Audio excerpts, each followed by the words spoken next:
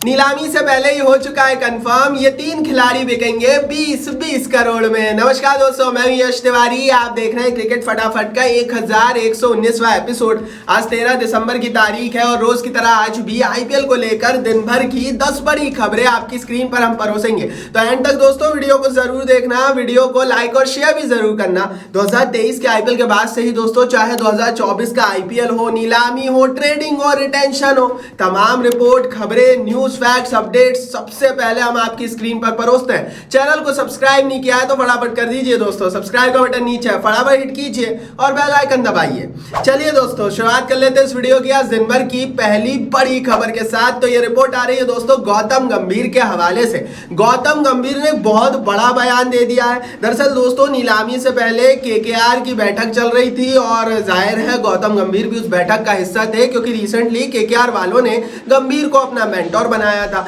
जब कप्तानी को लेकर बात हुई तो गंभीर ने क्लियर कर दिया कि भैया वो नीतीश राणा को ही कप्तान कंटिन्यू रखना चाहते हैं और श्रेयस अय्यर की वापसी नहीं चाहते हैं। हमने देखा पिछले साल जो 2023 का आईपीएल हुआ उसमें श्रेयस अय्यर नहीं खेल पाए थे क्योंकि वो चोटिल थे और उनके स्थान पर नीतीश राणा को 2023 में केकेआर वालों ने कप्तान बनाया था। नीतीश राणा की कप्तानी बहुत ज्यादा इंप्रेसिव थी नहीं। अब अय्यर फिट है तो क्लियर था कि भैया अय्यर वापसी कर देंगे, लेकिन गंभीर ने क्लियर कर दिया है कि वो राणा से ही कप्तानी करवाना चाहते हैं। यहां से एक बड़ा बॉम्बशेल फूट गया है केकेआर में, क्योंकि अब केकेआर को फाइनल डिसीजन लेना पड़ेगा। पहले तो ऐसा था कि सबको क्लियर था कि यार अय्यर ही करेंगे, लेकिन अब गंभीर जो कि इनके मेंटोर है, अगर उन्होंने अपनी राय रखी है तो यहां से केकेआर अब इस पर अंतिम डिसीजन लेगा।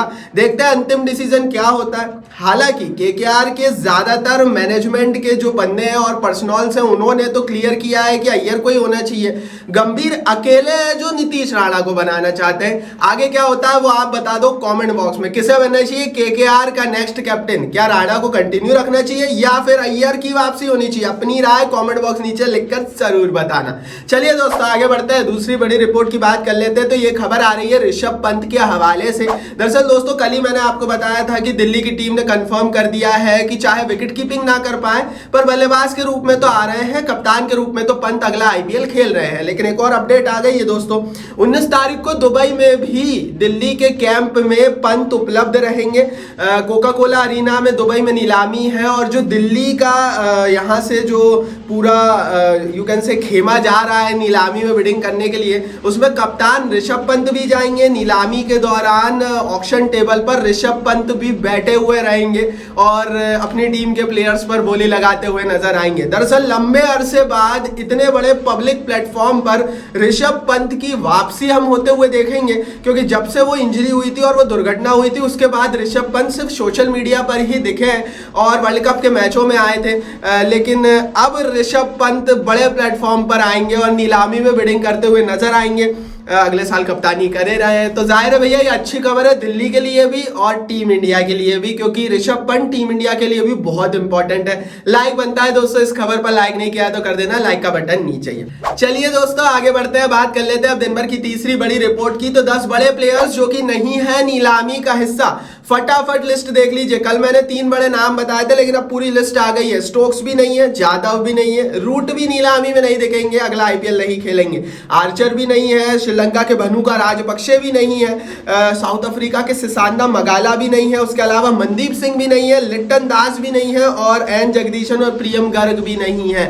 तो जाहिर है कई बड़े नाम मिसिंग है नीलामी की इस लिस्ट से। और ये सचमुच बहुत बड़े सवाल उठ रहे हैं अब कि अगर ये लोग नीलामी में नहीं है तो क्या इन्हें शॉर्टलिस्ट नहीं किया है, और अगर भैया इन्हें शॉर्टलिस्ट नहीं किया है तो इनका फ्यूचर क्या रहने वाला है आईपीएल में, इस पर भी सवाल है। स्पेशली एन जगदीशन काफी यंग है, प्रियम गर्ग काफी यंग है, उसके अलावा मनदीप सिंह ने तो हालांकि काफी आईपीएल खेला है लेकिन आईपीएल के ही प्रोडक्ट है, उनका नाम भी नहीं है। तो सचमुच कई बड़े बड़े सवाल अब उठते हैं कि ये जो स्पेशली इंडियन प्लेयर्स है इस लिस्ट में, इनका आगे क्या फ्यूचर होगा, आप बता दो कमेंट बॉक्स में। आगे बढ़ते हैं दोस्तों, बात कर लेते हैं दिन भर की चौथी बड़ी खबर की। तो अच्छी खबर आ रही है दोस्तों जम्मू कश्मीर से। लाइव बनता है क्योंकि 9 जम्मू कश्मीर के खिलाड़ियों को शॉर्टलिस्ट किया गया है। बड़ी संख्या में जम्मू कश्मीर के खिलाड़ियों को इस बार डाला गया था। जो 1000 खिलाड़ियों की सूची आई थी उसमें बहुत सारे जम्मू कश्मीर के प्लेयर्स थे और उन बहुत सारे प्लेयर्स में से भी 9 प्लेयर्स को शॉर्टलिस्ट कर दिया गया है। इन 333 प्लेयर्स में से 9 जम्मू कश्मीर के खिलाड़ियों पर भी बोली लगेगी।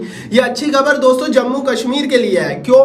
क्योंकि यार देखो, पाकिस्तान के जो टेरर और आतंकियों के कारण हमेशा जम्मू कश्मीर का पूरा इंफ्रास्ट्रक्चर, पूरी इकोनॉमी खराब रही है। और स्पेशली दोस्तों क्रिकेट का वहाँ बहुत पोटेंशियल है, लेकिन क्योंकि आतंकियों ने इतना वहाँ नाक में दम कर रखा है कि बड़े लेवल की क्रिकेट प्रतियोगिता या बड़े लेवल का क्रिकेट कश्मीर में और जम्मू में हो नहीं पाता है। लेकिन अब क्योंकि जम्मू कश्मीर के ज़्यादा से ज़्यादा प्लेयर्स आईपीएल में आएंगे तो एक्सपोजर मिलेगा और फायदा कश्मीर को होगा और जम्मू को होगा। एंड इसके लिए तो लाइक ज़रूर बनता है। बीसीसीआई का ये कदम और इतने सारे 9 जम्मू कश्मीर के प्लेयर्स का शॉर्टलिस्ट होना एक अच्छी खबर है। हमने पहले भी देखा दोस्तों, उमरान मलिक आए, कई सारे कश्मीरी प्लेयर्स आए और आईपीएल में आकर खेले और अच्छा किया। स्पेशली उमरान मलिक तो खोज रहा है कश्मीर के, तो जाहिर है भैया ये अच्छी खबर है। लाइक का बटन नीचे। चलिए दोस्तों आगे बढ़ते हैं, यहाँ से बात कर लेते हैं दिन भर की 5वीं बड़ी रिपोर्ट की। ये खबर आ रही है दोस्तों जोफ्रा आर्चर के हवाले से। दरअसल दोस्तों इंग्लिश क्रिकेट बोर्ड ने जोफ्रा आर्चर के ऊपर ब्लॉग लगाया हुआ था कि अब आप जब तक फिट नहीं होते आप किसी तरह का कोई क्रिकेट नहीं खेलेंगे। दैट्स वाई उन्होंने आईपीएल नीलामी के लिए नाम नहीं दिया एंड दैट्स वाई वो अगले आईपीएल में भी उपलब्ध नहीं है। लेकिन उन्होंने वो ब्लॉग तोड़ दिया है। दरअसल वो वेस्ट इंडीज गए, वहां पर बारबाडोस की एक स्कूल टीम की तरफ से टियर 2 कंपटीशन का ऑफिशियल वेस्ट इंडीज का क्रिकेट खेल के आ गए और इंग्लिश क्रिकेट बोर्ड की जितने भी ब्लॉग लगाए थे उनकी धज्जियां उड़ा दी है भैया जोफ्रा आर्चर ने। ये वही जोफ्रा आर्चर है जो चोट के चलते वर्ल्ड कप में खेल नहीं पा रहे थे, जो अगले आईपीएल से अपना नाम सिर्फ चोट के चलते वापस ले चुके थे, अपने ही क्रिकेट बोर्ड का नियम तोड़ रहे हैं। मुझे समझ नहीं आता भैया इंग्लैंड के क्रिकेट में क्या चल रहा है आजकल, क्योंकि ये आर्चर जो है ना इनकी बड़ी समस्या रही है और अब 3 साल हो गए। ये 1-2 साल की बात नहीं है, 3 साल से बंदा चोटिल है, चोट से परेशान है। ये दुनिया भर की क्रिकेट में कहीं ना कहीं दिख जाता है। जब इंटरनेशनल क्रिकेट की बात होती है चोटिल होकर बैठे आता है, जब आईपीएल की बात होती है तो अचानक से फिट होकर 4 मैचों के लिए आ जाता है और अब बारबाडोस में जाकर स्कूल क्रिकेट खेल रहा है। पता नहीं क्या चल रहा है भाई, आप बता दो कमेंट बॉक्स में। लेकिन ये नियम तोड़ने का क्या नतीजा होगा, इंग्लिश क्रिकेट बोर्ड क्या एक्शन लेगा, ये देखने वाली बात होगी। आगे बढ़ते हैं दोस्तों, अब 6वीं बड़ी खबर की यहाँ से बात कर लेते हैं। तो ये खबर आ रही है दोस्तों शार्दुल ठाकुर को लेकर। पहले खिलाड़ी जो 20 करोड़ रुपए में इस नीलामी में बिकेंगे उनका नाम है दोस्तों शार्दुल ठाकुर। दरअसल दोस्तों एक ऐसा इंडियन खिलाड़ी जो कि वर्ल्ड कप स्क्वाड का भी हिस्सा रह चुका है, जो कि आईपीएल का बहुत अनुभव रखता है, जो कि एक मीडियम पेसर गेंदबाजी कर सकता है और नीचे से आपको थोड़ा बहुत फिनिशिंग सपोर्ट भी दे सकता है। ऐसे प्लेयर, स्पेशली ऐसा इंडियन प्लेयर नीलामी में कभी आता नहीं है और मिलता नहीं है। दैट्स वाई शार्दुल ठाकुर के ऊपर बहुत लंबी चौड़ी बिडिंग होगी और हर टीम इनको जो है वो रडार पर रखी हुई है। ऐसी कोई टीम नहीं है दोस्तों जो इन पर बोली नहीं लगाएगी। बड़ी चीज ये है कि बहुत बड़े बड़े इंडियन प्लेयर्स नीलामी में है भी नहीं और इंडियन प्लेयर्स बहुत जरूरी होती है हर टीम के लिए। दैट्स वाई भैया इन पर 20 करोड़ रुपए लगना तय है। ये शुरुआती सेट में ही बिकने के लिए आ जाएंगे, तो शुरुआती 1-2 घंटे में ही इनका फाइनल फैसला हो जाएगा।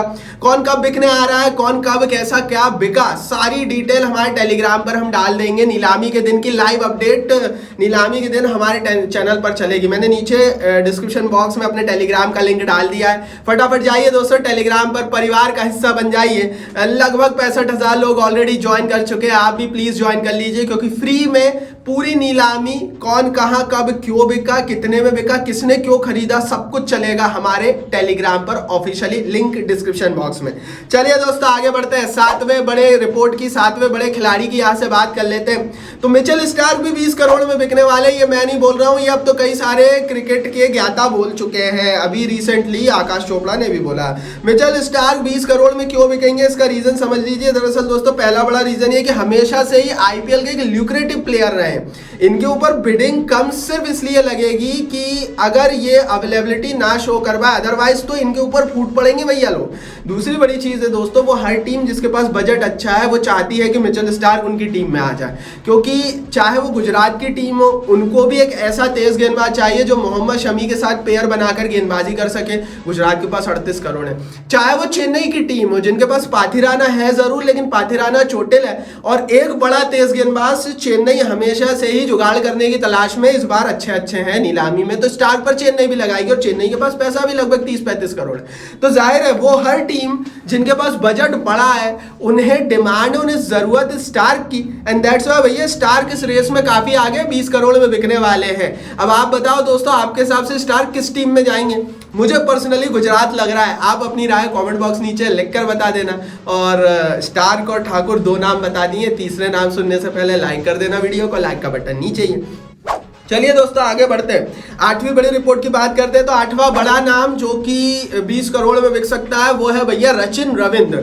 जी हाँ दोस्तों, ये तीसरे खिलाड़ी हमारी लिस्ट में। हालांकि बहुत सारे लोग पैट कमिंस का भी नाम लेंगे। अगर स्टार्क नहीं बिके 20 करोड़ में, अगर स्टार्क 10 करोड़ में ही किसी टीम में चले गए तो फिर कमिंस 20 करोड़ में बिकेंगे। लेकिन रविंद्र के ऊपर तो भैया एक्स्ट्रा ऑर्डिनरी बिडिंग होने वाली। 50 लाख में इन्होंने अपनी बेस प्राइस रखी है।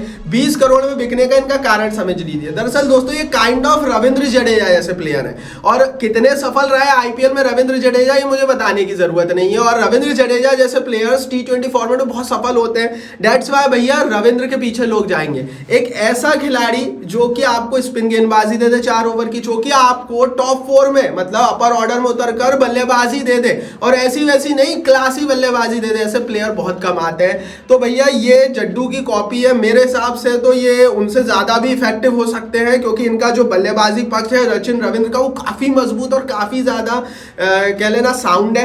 एंड दैट्स व्हाई भैया रचिन रविंद्र पर भी 20 करोड़ की बोली लगने वाली है। अब देखते हैं किस टीम में जाएंगे, आपको पता है तो कमेंट बॉक्स नीचे लिखकर बता देना।